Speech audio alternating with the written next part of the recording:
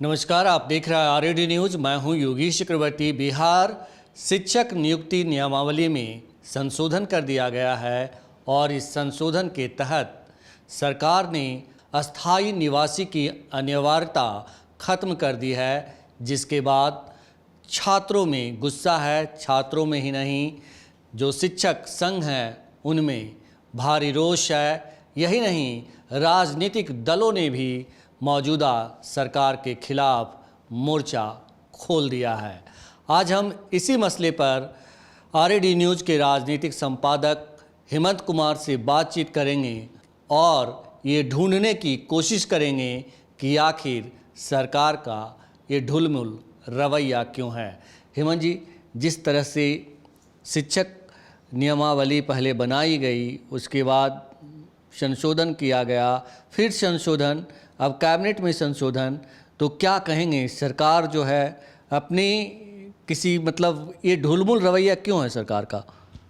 देखिए, ये मेरी जानकारी के अनुसार ये 7वां संशोधन शिक्षक नियुक्ति नियमावली में है और इसको लेकर के जो अभी नया संशोधन आया है कि अस्थायी निवासी होने की जो शर्त थी उसको हटा लिया गया है और इसको लेकर के काफ़ी लोगों में रोष है। और पहले से ये जो बीपीएससी से एग्ज़ाम लेने वाला जब ये नियम आया था उसको उस समय भी ये काफ़ी नाराज़गी थी। अब एक नया ये आ गया कि अस्थायी निवासी होने की शर्त जो है उसको हटा लिया गया है। अब देश भर के लोग इसमें अप्लाई कर सकते हैं, शिक्षक बन सकते हैं बिहार में आकर के।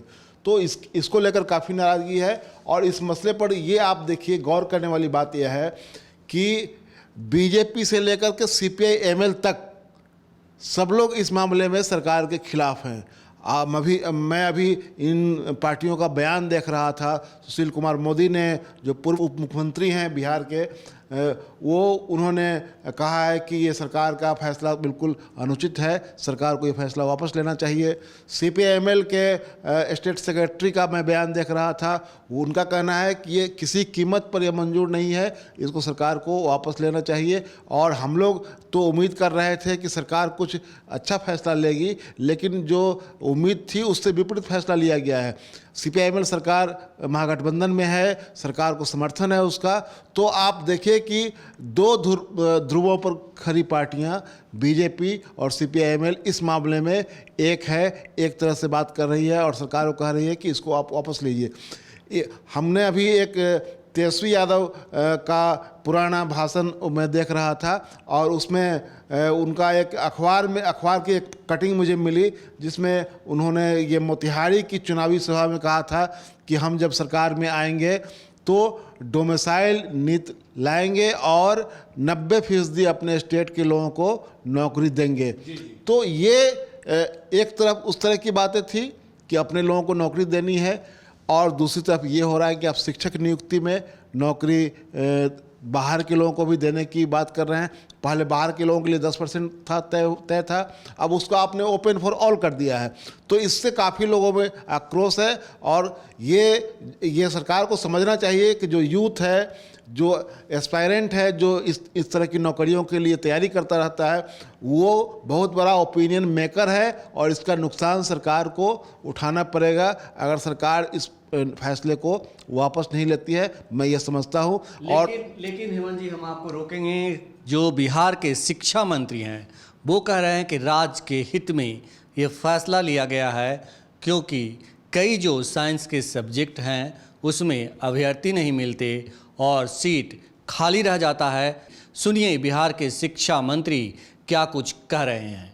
देश के लिए होगा और देश के विभिन्न राज्यों के जो टैलेंटेड छात्र हैं, बेरोजगार हैं, इसमें भाग लेंगे।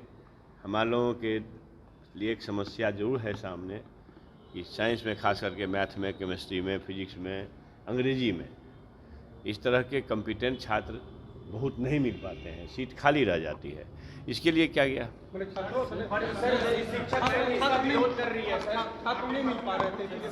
नहीं, मतलब ये कि साइंस ब्लॉक में रिक्तियां रह जाती थी। आप देखें ना, या अध्यापक प्रधान शिक्षक की बहाली हुई और उसमें 6000 में कितना 369 लोग आए।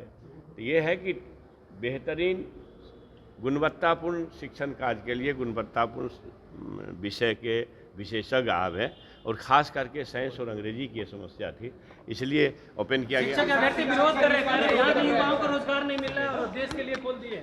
अच्छा, तो हर अच्छे हर बातों का विरोध होता है, अच्छी बात का भी विरोध होता है, बुरी बात का भी विरोध होता है, उसमें हमें क्या करना है। तो हेमंत जी, सुना है आपने बिहार के शिक्षा मंत्री को, वे कह रहे हैं कि अभ्यर्थी नहीं मिलते, कई सीटें खाली रह जाती है, तो इससे आप कितने सहमत हैं? उनका कहना है कि साइंस में, गणित में, अंग्रेजी में, फिजिक्स में तो इसमें ये शिक्षक नहीं मिलते हैं। ये कुछ हद तक ये बात सही भी है, लेकिन उसका मतलब ये नहीं है कि आप उसका रेमेडी ढूंढने के लिए आप दूसरा कोई उपाय नहीं करें। और मेरी जानकारी है कि ये किस कैटेगरी में नहीं मिलते हैं, तो आरक्षित श्रेणी वाले में ये कमी देखी जाती है, इस सब में ये ऐसा नहीं है। तो ये अपने आप में एक सवाल है कि भाई ये जो आप कह रहे हैं, तो ये क्या पहले ये ऐसा नहीं था? ये अचानक ऐसा क्यों आ रहा है? ये इस मामले में ये जो आशंका जताई जा रही है कि सरकार चाहती है कि ये मामला किसी न किसी रूप में कोर्ट में जाकर के लिटिगेशन में फंसे और सरकार नियुक्ति से बच जाए। और एक बात यह भी कही जा रही है कि अगर पूरी बहाली होती है तो 11,000 करोड़ राजकीय कोष पर बोझ पड़ेगा वेतन के रूप में। तो ये पैसा भी सरकार के लिए जुटाना एक तरह से मुश्किल है। तो इस वजह से ऐसा सरकार चाह रही है। ये आशंका अभी प्राइमरी लेवल पर ये आशंका जताई जा रही है। तो अगर सरकार सचमुच चाहती है कि ऐसा कुछ नहीं हो, लिटिगेशन में मामला नहीं फंसे, क्योंकि पहले ये देखा गया है, ये अनुभव है पहले का कि मामले, नियुक्ति के मामले, नौकरी के मामले लिटिगेशन में फंसते रहे हैं और उसका फिर उसमें सुधार होता है, फिर नई भर्ती प्रक्रिया शुरू होती है, नया विज्ञापन जारी होता है, फिर कोई और केस कर देता है थर्ड पर्सन जी। तो इससे एक परेशानी पैदा होती है। और ये मेरी समझ में बात नहीं आ रही है कि ये चुनावी साल है, आगे लोकसभा का चुनाव है, उसके बाद बिहार विधानसभा का चुनाव होना है, तो ये सरकार इतना ढुलमुल, इतना अविश्वसनीय ढंग से क्यों काम कर रही है? हेमंत जी, ये बताइए कि कई लोग कह रहे हैं कि नीतीश कुमार जो बिहार के मुख्यमंत्री हैं, वो अपना चेहरा चमकाने के लिए पूरे देश में इस तरह की नीति लेकर आए हैं, ताकि खास करके मेरी स्टूडेंट से बातचीत हुई है, वो लोग कह रहे हैं कि वो चाहते हैं कि प्रधानमंत्री के तौर पर, उम्मीदवार के तौर पर उनको समर्थन मिले, इसलिए उन्होंने ऐसी घोषणाएं की है, ऐसे फैसला लिया। ये इस बात में इतना दम है कि अब शिक्षक नियुक्ति में बाहर के लोग आ जाएंगे, तो इससे उनके प्रधानमंत्री बनने की रेस में बहुत ये कोई और वो ज़्यादा स्पीड अप हो जाएगा, उसमें और गति मिल जाएगी। मुझे इसमें कोई दम नहीं लगता है। ये बिल्कुल सरकार का फैसला मुझे अनुचित लग रहा है और इस फैसले को वापस लेना चाहिए। और यह भी एक देखने वाली बात है कि आप अपने सहयोगियों से इन मुद्दों पर बात क्यों नहीं करते हैं। अभी हम लोगों ने देखा कि 3 दिन पहले CPI-ML का एक delegation RJD supremo Lalu Prasad Yadav से मिला था और उनसे ये बात कही थी कि आप एटलीस्ट जो सरकार जो निर्णय लेती है उसमें जनता की भलाई की बात जरूर सामने रख करके निर्णय लिया जाए। खास करके गरीबों को उजारने का जो एक अभियान पूरे बिहार में चला था, तो उसको लेकर के भी ये बातचीत हो रही थी।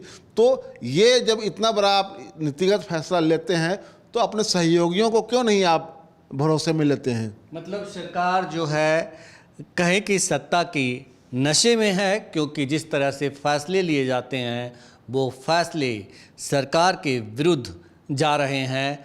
और ख़ास करके इसमें सबसे ज़्यादा जो नुकसान उठाना पड़ रहा है वो बिहार के डिप्टी CM तेजस्वी यादव और RJD को उठाना पड़ रहा है, क्योंकि ठिकरा जो है वो उन्हीं के मत्थे फोड़ा जा रहा है। एक बात और योगेश जी मैं कहना चाहता हूँ, आप आज छात्रों से बात करने के लिए गए थे, मैं चाहूँगा कि आप दर्शकों को छात्रों की बातचीत का कुछ अंश भी आप सुना सकते हैं, दिखा सकते हैं। कई सालों से आप देख रहे हैं कि पिछले बार भी शिक्षक में डोमिसाइल को हटा दिया गया था। आप इसमें कई डिग्रियां खोजते हैं, जैसे B.Ed की डिग्री होती है, तो बिहार में जो डिग्रियां होती है उसका जो परसेंटेज होता है, और अदर स्टेट से जो डिग्रियां लाते हैं लोग, पिछली बार जो थी कि अदर स्टेट से आप जाइएगा तो वहाँ पर पैसे के बल पर आपको ज़्यादा से ज़्यादा परसेंटेज पर आपको मिल जाता है डिग्री, और बिहार में ये इस तरह की बातें है नहीं। तो लोग बाहर से डिग्रियां लाकर, पिछला बार देखिए तो काफ़ी ज़्यादा संख्या में बिहार से बाहर के छात्र यहाँ पर मतलब इस शिक्षा में मतलब घुस गए थे, फिर उसको हटाया गया और फिर दोबारा भी उसी तरह का कदम उठाया जा रहा है बिहार सरकार द्वारा। तो मैं तो समझता हूँ कि बिहार सरकार के सबसे बेहुदा और घटिया किस्म का ये नीति है, जो कई दिनों से आप देखिए कि कई दिनों से शिक्षा की भर्ती नहीं आ रही। लोगों के छात्रों के बीच एक उम्मीद की किरण जगी थी, इतने दिनों के बाद एक बार इतनी बड़ी संख्या में एक मतलब टीचर की वैकेंसी दी गई थी। सरकार ने ये वैकेंसी देकर काफ़ी वाहवाही लूटी है और उतनी ही गिलानी फील कर रही है, दोबारा जो डिमिसाइल हटा दिया गया। तो ये सुनने के बाद ये लगता है कि कोई छात्र इनके समर्थन में है? एक भी छात्र इस बात की तारीफ कर रहा है क्या कि ये सही फैसला है? इस फैसले की तो आलोचना ही हो रही है। जी।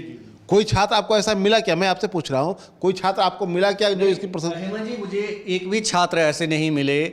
और बताऊं कि मैंने कई कोचिंग संस्थानों में भी गया और ख़ास करके जो यहाँ के मशहूर कोचिंग संस्थान के टीचर हैं, लोकप्रिय हैं वे बेहद, गुरु रहमान, उनसे बातचीत की। उन्होंने भी हाथ जोड़कर सीएम और डिप्टी सीएम से प्रार्थना की कि आपको जो करना है करना, लेकिन आगे से करना, कम से कम इस बार भर डिमिसाइल नीति को रहने दें और किसी तरह का इसमें बदलाव नहीं करें, क्योंकि ये छात्रों के हित के खिलाफ है और बहुत से छात्रों का भविष्य इससे अधर में लटक जाएगा।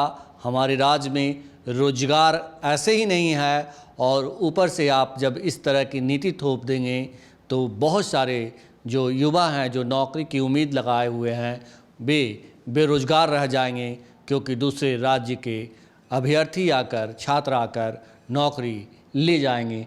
ये गुरु रहमान का कहना था। बिल्कुल, ये कुल मिलाकर के ये है कि इससे छात्रों के भीतर काफ़ी असंतोष बढ़ेगा। पहले से असंतोष है, उस असंतोष को और उसमें समझिए कि आप आग में घी का काम कर रहे हैं। तो ये छात्रों को नाराज़ करके आप क्या हासिल करना चाह रहे हैं? जो आप करना चाह रहे थे इसके पहले भी आपने एक नाराज़गी बढ़ाई जब आपने ये कर दिया कि बीपीएससी के माध्यम से बहाली करेंगे। चलिए ठीक है, उसके बाद फिर आपने एक नया चीज़ ये ला दिया कि डोमिसाइल की जो नीति है उसको आपने ख़त्म कर दिया, ओपन फॉर ऑल कर दिया, सभी जगह के लोग आएंगे, उस बहाली प्रक्रिया में भाग लेंगे। तो इससे जो नाराज़गी पैदा हो रही है, जो इससे असंतोष पैदा हो रहा है, आपने कहा कि आपके स्टेट में ऐसे भी नौकरियों की कमी है और ऐसे माहौल में आप सबके लिए ओपन कर रहे हैं और उसमें कारण जो गिना रहे हैं, उस कारण का समाधान दूसरे तरीके से ढूंढा जा सकता है, बल्कि इस तरह से ओपन फॉर ऑल करके नहीं हो सकता है। अगर ये सीटें खाली रह जाती हैं तो आप फिर उनको देखिए कि आगे कैसे उसको भरना है, उसके लिए कुछ नया उपाय आप कर सकते हैं। हेमंत जी, ये अगर राजनीतिक दृष्टिकोण से देखें तो राजनीतिक दृष्टिकोण से भी ये फैसला सही नहीं लगता, न्याय संगत नहीं लगता, क्योंकि बैठे बिठाए ये अपने विरोधियों को एक मुद्दा दे रहे हैं। बिल्कुल, आपको मैंने बताया कि विरोधी और समर्थक दोनों इनके खिलाफ हैं, दोनों नाराज हैं। मैंने बताया कि बीजेपी और सीपीआईएमएल एक ही प्लैंक पर आकर के इनकी आलोचना कर रहे हैं और कह रहे हैं कि आप अपनी नीति वापस लीजिए। तो आपने तो विरोधियों को एक मुद्दा दिया, छात्रों को मुद्दा दिया एक, अब आंदोलन की बात हो रही है कि छात्र सड़क पर उतरेंगे। तो इससे सरकार की परेशानी बढ़ेगी कि घटेगी? तो कुल मिलाकर शिक्षक नियुक्ति नियमावली में संशोधन के बाद बिहार के छात्र आंदोलनरत हैं और सरकार को अल्टीमेटम दे दिया है। सिर्फ छात्रों ने ही अल्टीमेटम नहीं दिया है, राजनीतिक दलों ने और शिक्षक संगठनों ने भी अल्टीमेटम दिया है कि 48 घंटे के अंदर अगर आप इस संशोधन को वापस नहीं लेते हैं तो हम सरकार के खिलाफ सड़क से सदन तक जो है लड़ाई करेंगे और आपको ये संशोधन वापस लेना ही होगा। तो इस तरह से छात्र जो है दावे कर रहे हैं और निश्चित तौर पर आने वाले दिनों में पटना की सड़कों पर आपको उग्र प्रोटेस्ट देखने को मिलेगा, जैसा छात्रों के बीच माहौल है।